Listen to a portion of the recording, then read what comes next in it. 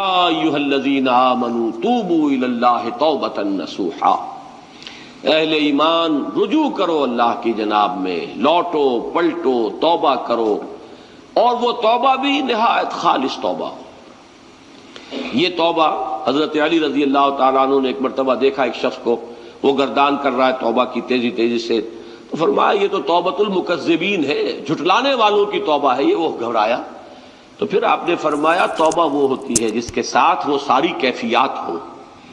شدید ترین پشیمانی ہو کہ میں کیا کر بیٹھا ہوں، پھر یہ کہ آئندہ کے لیے عزم مصمم ہو کہ ہرگز دوبارہ یہ کام میں نہیں کروں گا، اور نہایت گڑ گڑا کر اللہ سے اس کی دعا جو ہے اس کی معافی طلب کی جائے۔ یہ قلب کی گہرائیوں سے جب تک یہ توبہ نہیں نکلے گی یہ توبہ نہیں ہے۔ تو توبۃ النصوح، یہ نصح کا لفظ جو آتا ہے عربی زبان میں، یہ ہے کسی شے کے خالص ہونے، کوئی اس میں ملاوٹ نہ ہو۔ توبۃ النصوح، یہ توبۃ النصوحہ، خالص توبہ کرو، دل کے ایک گہرائیوں سے توبہ کرو، اور صمیم قلب سے توبہ کرو، عزم مصمم کے ساتھ توبہ کرو کہ پروردگار جو خطا ہو گئی ہے بخش دے، آئندہ تیرے کسی حکم کے خلاف کوئی حرکت نہیں کروں گا، خاص طور پر وہ خطا جو معین ہے اس کے بارے میں تو تعین کے ساتھ فیصلہ ہو کہ دوبارہ نہیں کروں گا۔ اس میں ہو سکتا ہے، جیسا کہ میں نے شاید آج دن میں کسی گفتگو میں عرض کیا تھا، بعض طبائع ہوتی ہیں مریض،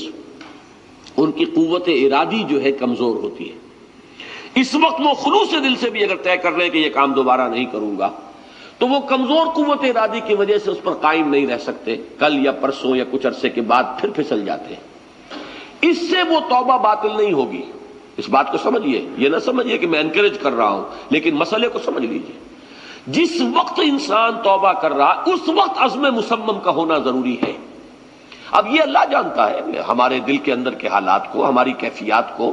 اگر اس وقت عزم مصمم ہے تو توبہ صحیح ہو جائے گی، پھر اگر خطا ہو گئی پھر توبہ کرو، پھر خطا ہو گئی ہو پھر توبہ کرو۔ باز آ ہر چہ ہستی باز آ، گر کافر و گبر و بت پرستی باز آ، این درگہ ماں درگہ نومیدی نیست، صد بار اگر توبہ شکستی باز آ۔ اگر 100 مرتبہ بھی توبہ ٹوٹ گئی ہے کوئی پرواہ نہیں، جب تک یہ زندگی کا تسلسل چل رہا ہے، معلم یغرغر، جب تک کہ وہ گھنگرو نہیں بولا ہے آ کر حلق میں، اور نزع اور جان کندنی کا عالم شروع نہیں ہو گیا ہے، اس وقت تک توبہ کا دروازہ کھلا ہوا ہے۔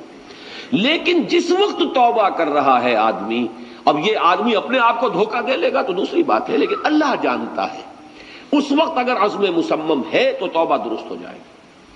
تو جو بھی معاملات ہیں اللہ اور بندے کے مابین، اس میں 3 شرائط ہیں کہ جو علماء نے معین کی ہیں۔ ایک حقیقی پشیمانی، وہ پشیمانی جس کے لیے اقبال کا وہ شعر بہت مشہور ہے جو انہوں نے نوجوانی میں کہا تھا، اور داغ دہلوی اس مجلس میں موجود تھے جہاں علامہ نے یہ شعر پڑھا ہے، تو انہوں نے بڑی داد دی تھی کہ میاں اس عمر میں اور یہ شعر، یعنی چشم بددور، وہ یہ داد کا بڑا ایک یعنی بلیغ انداز ہے۔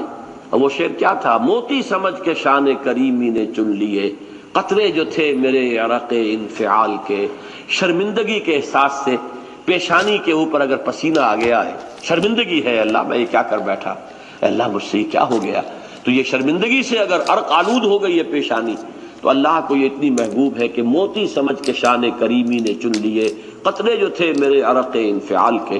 حدیث میں یہ مضمون آیا ہے، اللہ کو کتنی خوشی ہوتی ہے اپنے بندے کے توبہ سے۔ بائبل کی ایک سٹوری جو ہے دی پروڈیگل سن، وہ آپ کو یاد ہوگی کہ ایک شخص کے کئی بیٹے تھے، اکثر جو تھے سارے بڑے فرما بردار، بڑے عمدار، سعادت مند، کام کرنے والے، ایک تھا نٹکھٹ